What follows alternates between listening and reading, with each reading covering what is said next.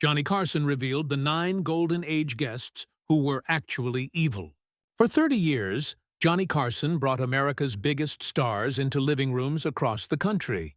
His warm smile and easy laugh made viewers feel like they were watching old friends catch up over coffee. But when the cameras stopped rolling and the audience went home, Carson's smile often disappeared. According to those closest to him, America's favorite host kept a mental blacklist of guests he considered truly terrible human beings. Johnny was the ultimate professional on camera, revealed a former Tonight Show producer who worked with Carson for over a decade. But the minute we cut to commercial, he would sometimes turn to Ed and whisper, "That person should never be near a camera or a child." In his final years, Carson became increasingly candid about the celebrities he'd secretly despised throughout his career. The stories he told close friends paint a disturbing picture of beloved icons who were monsters behind their carefully crafted public images. Most shocking were Carson's revelations about one legendary actress who appeared sweet and vulnerable on his couch, but backstage had verbally assaulted a young production assistant so viciously that security had to intervene.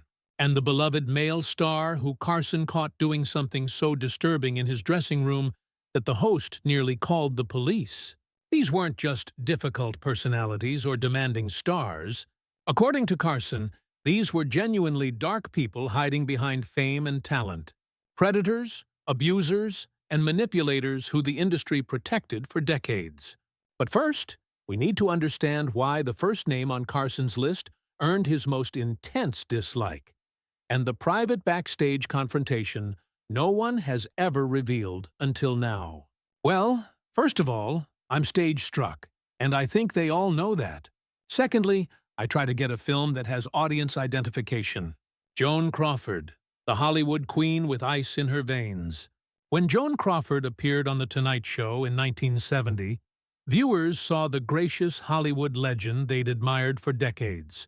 With her perfect posture, immaculate appearance, and practiced charm, Crawford embodied old Hollywood glamour. But according to multiple Tonight Show staff members, Crawford's off-camera behavior revealed a very different person. "She was one of the coldest people I've ever interviewed," Carson reportedly told his biographer years later. "Like talking to a beautiful statue with nothing inside." Crawford's appearance began causing problems before she even arrived at the studio. Her demands included specific lighting requirements so detailed that the show's technical director still had the 4-page memo in his files decades later. "Everything had to be precise," recalled a former producer. "The angle of her chair, the height of Johnny's desk, even the temperature of the studio, exactly 63 not 66, not 68. When Crawford finally arrived 3 hours before taping, she brought her own makeup team. Despite the show having award-winning makeup artists on staff, but what truly revealed Crawford's character was how differently she treated people based on their importance. "She practically curtsied to Johnny," said a stagehand who was present that day. But when a young production assistant accidentally entered her dressing room with water she had requested, Crawford exploded. According to multiple witnesses, Crawford launched into a tirade so vicious that staff members in the hallway froze in shock. She allegedly called the assistant, a 20-year-old woman just starting in the industry, a brainless little caucus, and suggested she find work at a brothel where incompetence might be an asset. The young woman fled in tears, and Crawford demanded she be fired. Carson's producer refused, creating tension that lasted throughout the taping. But the most disturbing aspect of Crawford's appearance wasn't just her treatment of staff. It was the calculating way she transformed the moment cameras turned on. She was like a machine pretending to be a woman. One producer recalled, "She had rehearsed every answer, every laugh, every spontaneous moment. Nothing was real." During commercial breaks, Crawford would immediately drop her smile and sit in stone-faced silence, not speaking to anyone, then instantly reanimate when the red light came back on. Carson, known for his ability to make guests comfortable, struggled to find any authentic connection with Crawford. After the show, he reportedly told Ed McMahon, "I've interviewed corpses with more personality." Years later, when Christina Crawford's memoir, Mommy Dearest, revealed Joan's alleged abuse of her adopted children, Carson wasn't surprised. According to close friends, he simply nodded and said, "I saw who she really was in those few hours. I believe every word." But if Crawford's cold calculation unnerved Carson, his next nemesis represented something he found even more disturbing. Raw power used to intimidate and threat. I can answer that by telling you that in those lovely moments, I played Daphne and Chloe or the Frank Sinatra, the charming bully Carson couldn't stand. On screen, Frank Sinatra and Johnny Carson appeared to share a cordial, even friendly relationship. The legendary singer would joke, tell stories, and occasionally perform, while Carson played the respectful host. Behind the scenes, however, Carson reportedly harbored a deep dislike for Sinatra. Not for his talent, which Carson respected, but for how Old Blue Eyes treated people when he thought no one important was watching. If he didn't sing, he'd be a mob enforcer, Carson once told a friend, according to multiple biographies. And sometimes, I think he was both. Sinatra's appearances on The Tonight Show were notorious among crew members for the tension they created. According to longtime staff, Sinatra would arrive with an entourage of up to 8 men who were described as not show business types. More like guys you wouldn't want to meet in an alley.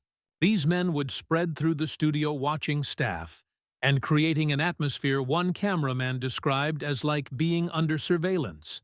But what truly disturbed Carson was witnessing how Sinatra treated people he deemed beneath him. During one appearance in the early 1970s, a floor manager made the mistake of giving Sinatra the standard 3 minutes warning before his segment. According to several witnesses, Sinatra grabbed the man by his tie and pulled him close, saying, "Nobody tells me when I've got 3 minutes. I'll go on when I'm ready." The floor manager, a Korean War veteran in his 50s, was visibly shaken afterward. When Carson saw this interaction from his office monitor, he nearly canceled the segment. Only the producers' reminder of the ratings Sinatra would bring convinced him to continue. Another source of tension was Sinatra's reliability, or lack thereof.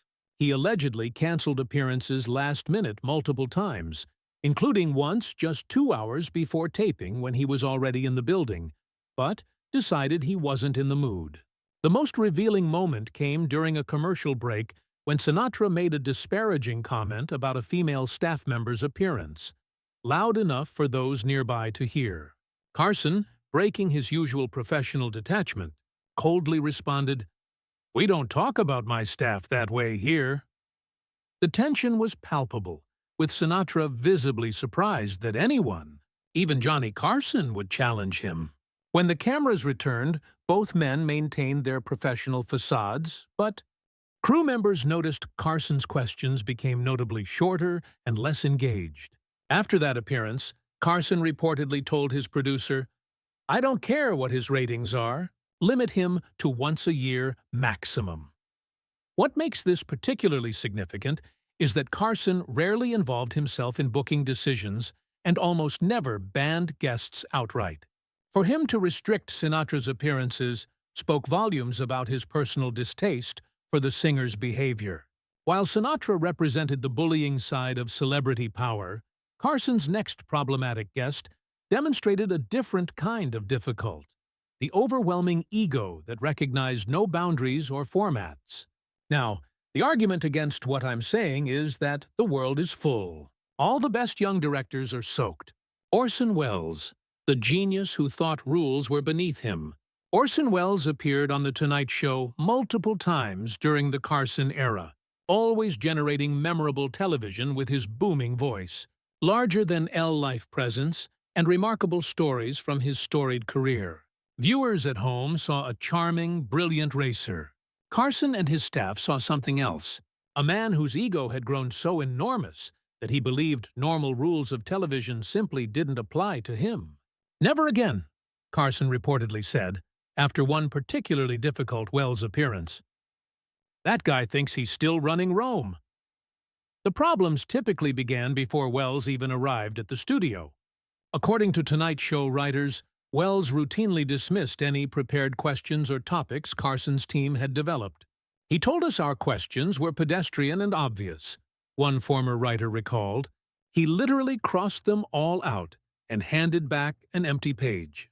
This put Carson in the uncomfortable position of having to interview one of cinema's most significant figures with no preparation or framework. A particular challenge given Wells's tendency to launch into lengthy, meandering stories that were difficult to edit for time.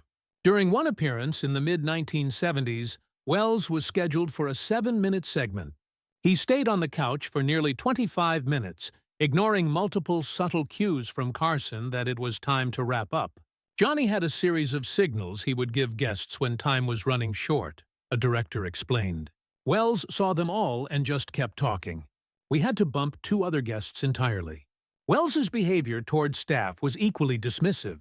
He reportedly refused to speak directly to production assistants, instead addressing them in the third person, even when they were standing right beside him. Tell the girl I need more water, or ask the boy to adjust the light. What particularly irritated Carson, according to those who knew him well, was Wells's habit of treating The Tonight Show as if it were his own personal platform rather than Carson's program. Orson would bring props, change topics without warning, and even attempt to direct camera shots from his seat. A former producer explained, he once actually stood up and tried to tell our camera operators which angles to use. Johnny was livid. After one particularly challenging appearance, Carson reportedly told Ed McMahon, "Genius doesn't excuse everything. Being brilliant doesn't give you the right to hijack someone else's show." Carson, himself a perfectionist about television production, found Wells's disregard for the medium's constraints especially glowing. Though he maintained public respect for Wells's immense contributions to film, privately he began to view him as a cautionary tale of what happens when talent is eclipsed by ego. While Wells represented the challenge of containing an oversized personality, Carson's next difficult guest brought a different problem. Unpredictable behavior that could quickly turn hostile spelled out in light bulbs. I mean, besides something called a temperament, which consists most Bette Davis, Hollywood's queen of verbal violence. When Bette Davis appeared on The Tonight Show, audiences saw the legendary actress at her most engaging, telling witty stories in her distinctive voice, elegant even in her later years, and filled with fascinating Hollywood history. What they didn't see were the moments before and after the red light came on when Davis reportedly revealed a personality. Be so abrasive that even the unflappable Carson was taken aback. She doesn't need a stage, she needs a courtroom, Carson allegedly told Ed McMahon after one particularly difficult appearance. No one should have to be cross-examined by Bette Davis without a lawyer present. Davis' first offense, according to multiple Tonight Show staff accounts, was her treatment of other guests. When booked on episodes with multiple celebrities, Davis would often interrupt or talk over them, especially if they were younger performers or women. She would physically turn her back on other guests on the couch. A former talent coordinator recalled, if someone else was telling a story that got laughs, you could see her seething, planning how to regain control. Behind the scenes, Davis's behavior was even more problematic. She reportedly demanded whiskey in her dressing room before appearances. Not unusual for guests of her era, but her alcohol consumption sometimes led to inappropriate comments and behavior. According to female staff members who worked on the show in the 1970s, Davis regularly used sexist and racist language that shocked even by the standards of that time. One makeup artist recalled Davis refusing her services, asking instead for someone whose hands don't shake, like they're coming off a 3-day drunk. Carson, who generally avoided confrontation, made an exception for Davis when she began berating a cue card holder for being too slow during a rehearsal. Johnny actually stepped in, remembered a production assistant who witnessed the incident. He very quietly told her, "Miss Davis, On this show, we speak to everyone with respect, or we don't speak at all. She was stunned, probably not used to being challenged, but she backed down. What made Davis particularly difficult for Carson was the contrast between her undeniable talent and her treatment of others. Unlike some difficult guests who could be dismissed as talentless, Davis was a genuine legend whose work Carson admired.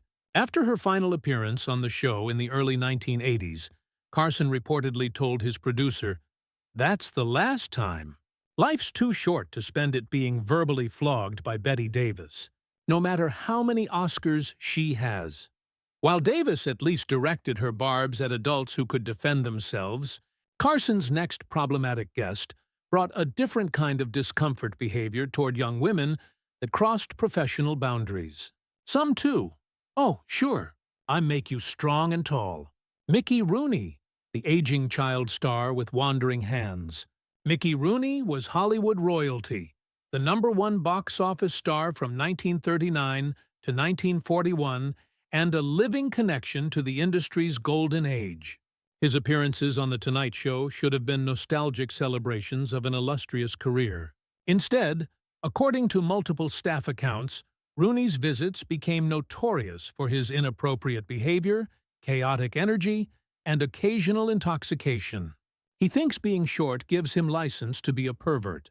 Carson reportedly told his producer, after one particularly problematic appearance in the mid-1970s, Rooney, then in his mid-50s, developed a reputation among female staff members for unwanted touching, suggestive comments, and ignoring professional boundaries. According to multiple accounts, young production assistants would ask to be reassigned when they learned Rooney was booked. He would grab your hand when you brought him water, try to pull you closer, ask if you were married, recalled a former assistant who worked on the show in the late 1970s.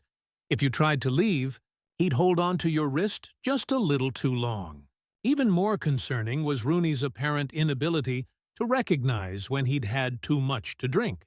According to Tonight Show employees, he appeared visibly intoxicated during at least 3 separate appearances, slurring words and losing his train of thought mid-sentence. During one infamous segment in 1977, Rooney began telling an anecdote about Judy Garland that quickly became inappropriate, forcing Carson to cut him off and pivot to a different topic. During the commercial break, Carson reportedly asked his producer, "Is he drunk, or is this just who he is now?" What made Rooney particularly difficult for Carson was the generational gap in understanding what constituted appropriate behavior. Born in 1920, Rooney came from an era of Hollywood where certain conduct toward women was commonplace, if not condoned. Johnny was no prude, but he had clear lines about professional conduct, explained a director who worked on the show for many years. Rooney seemed genuinely confused when called out on his behavior, like he didn't understand why it was a problem. After one appearance where Rooney made repeated comments about a young actress also appearing on that night's show, Carson took the unusual step of apologizing to her personally after the taping.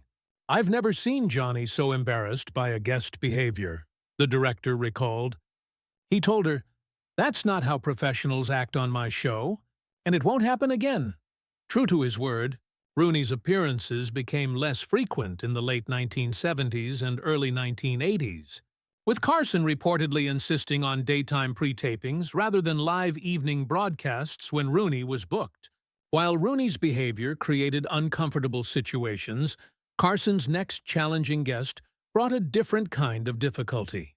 Demands so extensive and unreasonable they became legendary among the staff. "Yeah, I don't think my last marriage was one day, and I didn't think it will last that long." Zsa Gabor, the diva who drove Carson to despair. With her glamorous appearance, distinctive accent, and flirtatious personality, Zsa Gabor was a Tonight Show favorite, who appeared dozens of times during Carson's tenure. Viewers saw a charming, over-the-top personality who played up her Hungarian background, and many marriages for laughs. Behind the scenes, according to numerous staff accounts, Gabor was one of the most demanding, difficult guests in the show's history. "I'd rather interview a cat," Carson reportedly quipped after a particularly exhausting Gabber appearance. "At least the cat wouldn't need 3 assistants and special lighting." Gabor's demands began long before she arrived at the studio. According to former Tonight Show employees, her standard requirements included a specific temperature in her dressing room. 74, fresh flowers, orchids only, no carnations, a bottle of Perrier water with exactly 3 ice cubes, her own lighting technician flown in at the show's expense. No female guests who were younger than 40 booked on the same episode. Her writer read like a parody of celebrity demands, recalled a former talent coordinator. "We thought it was a joke the first time we got it." When these requirements weren't met exact, Gabber reportedly would refuse to leave her dressing room until the situation was rectified, often delaying taping and throwing off the entire show's schedule. One of the most infamous incidents occurred when Gabber arrived for a taping and discovered the makeup department didn't have her preferred brand of foundation. According to multiple witnesses, she got into a shouting match with the head makeup artist, demanding someone be sent to Beverly Hills immediately to purchase the correct product. Johnny actually had to intervene, a former producer remembered. He called her directly and said something like, "Zah, honey, you look beautiful already, and we have a show to do. Let's save the cosmetics emergency for another day." What particularly irked Carson about Gabber's behavior was how it affected the overall production. Other guests would be kept waiting, crew members would have to work overtime, and the show's carefully planned schedule would be thrown into chaos.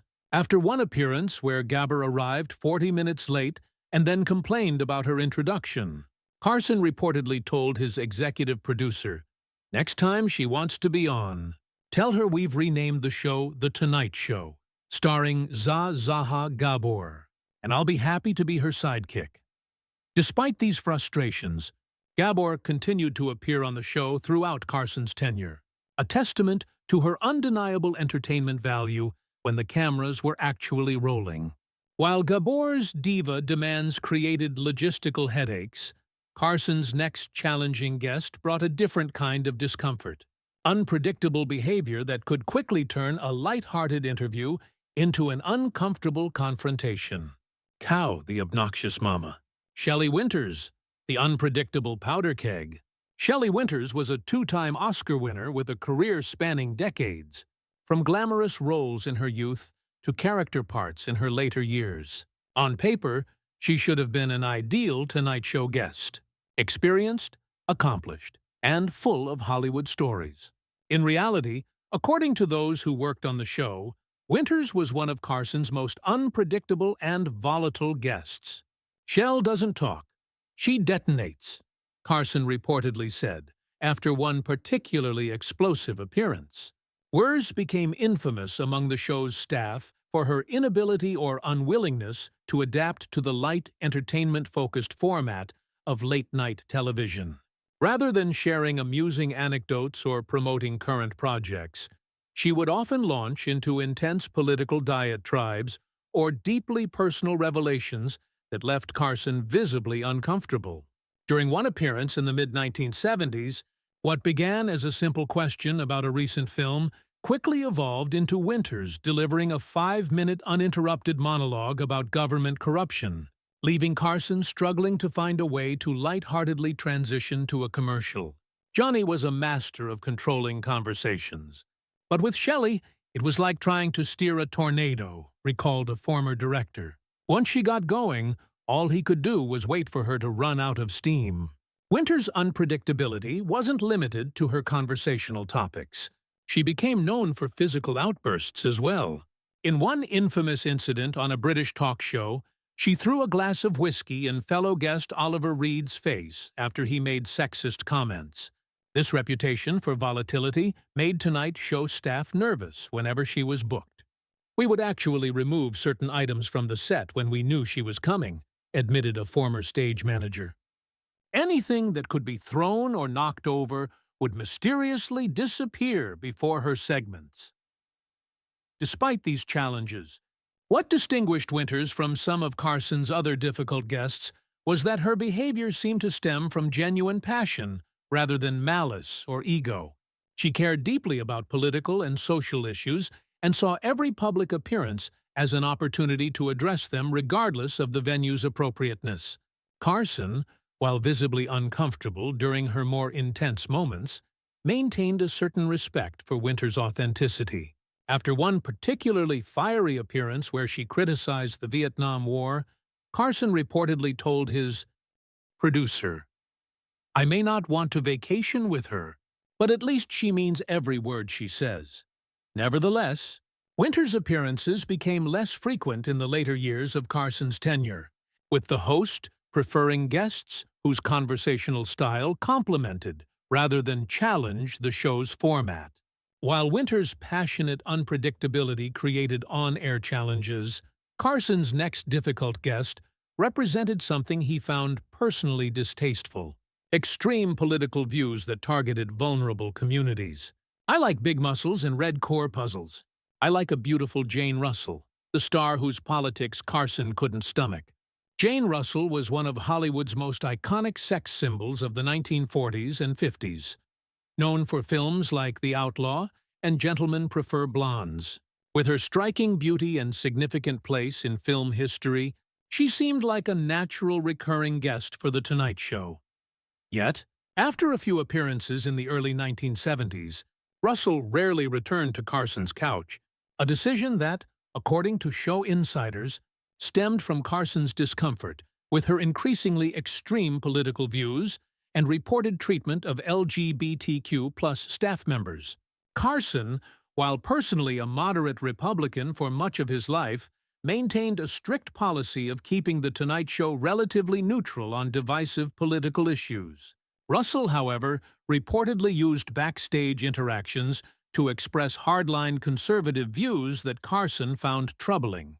"Johnny could handle guests having different political opinions," explained a former producer. What bothered him was when those opinions turned into personal attacks on staff members or other guests. According to several accounts, Russell became notorious for making disparaging comments about LGBTQ+ individuals working on the show. During one appearance in the early 1970s, she allegedly refused to allow a gay makeup artist to touch her face, demanding a replacement. Even more concerning to Carson was a reported incident involving Rock Hudson. According to a talent coordinator who worked on the show, Russell refused to be booked on the same episode as Hudson, making derogatory comments about his sexuality, which, though not publicly acknowledged at the time, was known within Hollywood circles. Johnny had many friends in the gay community, including several staff members. The talent coordinator recalled, "He was ahead of his time in not tolerating that kind of discrimination on his show." Carson's final breaking point with Russell allegedly came during a 1973 appearance when she made dismissive comments about civil rights legislation during a commercial break. Though not picked up on broadcast microphones, her remarks were overheard by several crew members and reportedly reached Carson's ears. After that appearance, Russell was noticeably absent from The Tonight Show's guest roster for the remainder of Carson's tenure. One of the few clear cases where Carson appears to have personally vetoed future bookings. What made this situation particularly notable was Carson's general reluctance to ban guests outright, especially those with Russell's level of star power and historical significance to Hollywood. For him to take such a definitive stance spoke volumes about how strongly he objected to her behavior. While Russell's politics and treatment of staff created a permanent rift with Carson, his final and perhaps most intense dislike was reserved for a comedian whose public persona and private behavior were reportedly worlds apart. I've never asked you this, but I'm asking you now simply, purely. Jerry Lewis, the comedian Carson called truly hateful. Jerry Lewis was one of America's most successful entertainers. A groundbreaking comedian, actor, director, and humanitarian known for his annual telethons benefiting muscular dystrophy research. His manic energy and physical comedy had made him a global star. Behind the scenes, according to numerous Tonight Show staff accounts, Lewis was also one of the most difficult, demeaning celebrities in Hollywood. a reputation that earned him a special place on Carson's personal blacklist. He's what happens when ego outruns talent. Carson reportedly told a colleague after a particularly troublesome Lewis appearance in the mid-1970s. Unlike some difficult guests who saved their worst behavior for underlings, Lewis reportedly made no secret of his disdain for Carson himself. During one infamous appearance, Lewis repeatedly talked over Carson, hijacked questions intended for other guests, and at one point actually reached over and adjusted Carson's tie without permission, a move that visibly annoyed the normally unflappable host. Johnny hated people touching him without permission. A former producer explained, "It was a well-known rule. You don't touch Johnny unless he initiates it."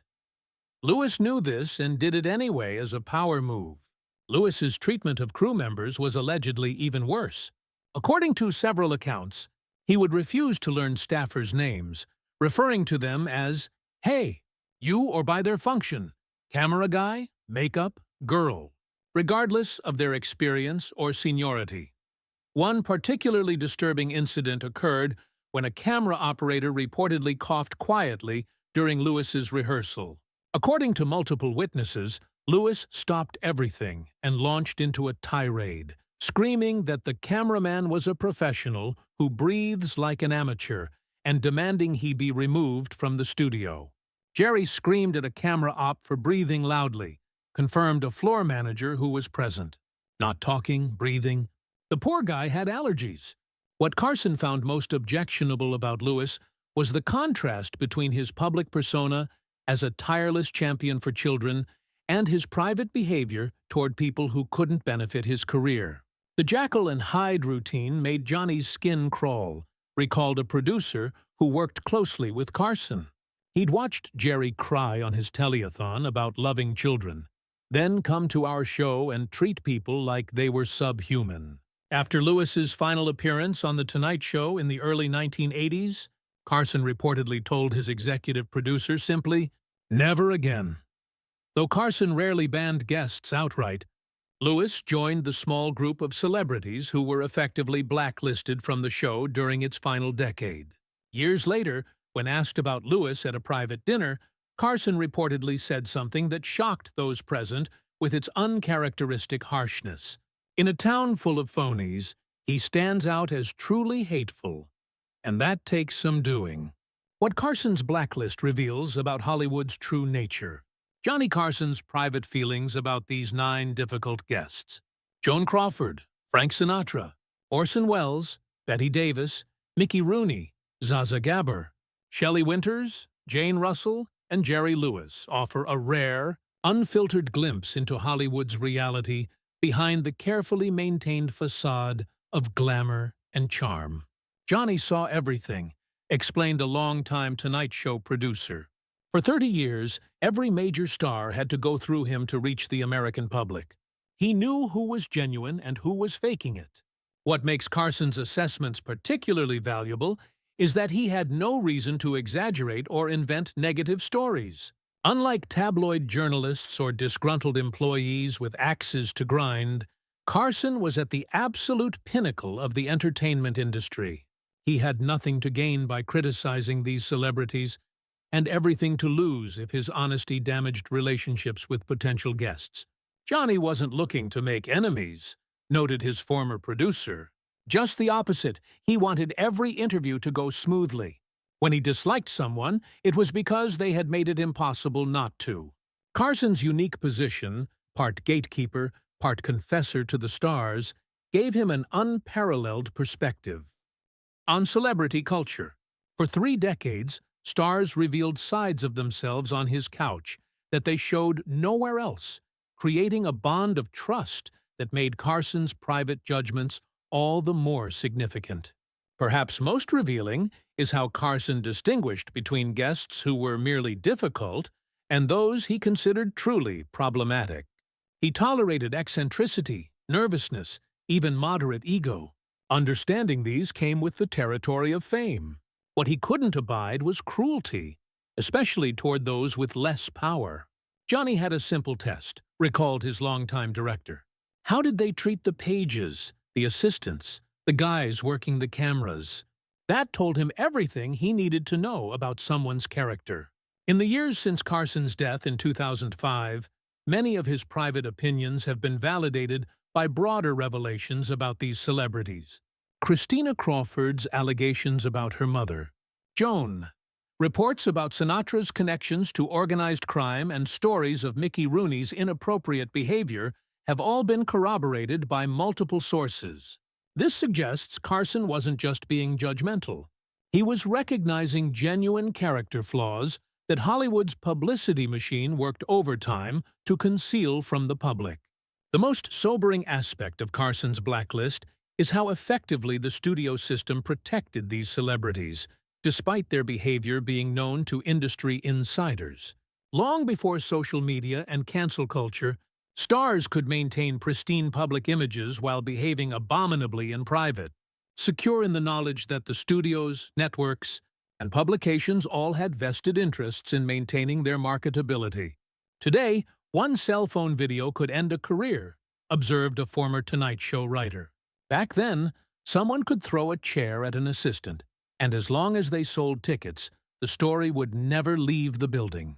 As we look back on Hollywood's golden age with nostalgia, Carson's unvarnished assessments serve as a valuable reminder that our cultural icons have always been fallible, complicated human beings, sometimes inspiring, sometimes disappointing, and occasionally truly disturbing behind their carefully crafted public personas. Johnny used to say, "The camera doesn't just add 10 TVs, it adds a layer of fiction," recalled his longtime producer. His greatest skill wasn't just interviewing people, it was seeing through that fiction to the truth underneath. Thank you for watching this exploration of Johnny Carson's most difficult guests. If you found this journey into television's golden age revealing, please like this video and subscribe for more deep dives into entertainment history. And if these Tonight Show revelations shocked you, wait until you see our next video, exposing the beloved 80s sitcom where cast members were secretly tormented by the child stars, whose cute on-screen antics hid violent outbursts so severe that producers installed panic buttons on set. Click the bell icon so you don't miss this bombshell Hollywood expose dropping next.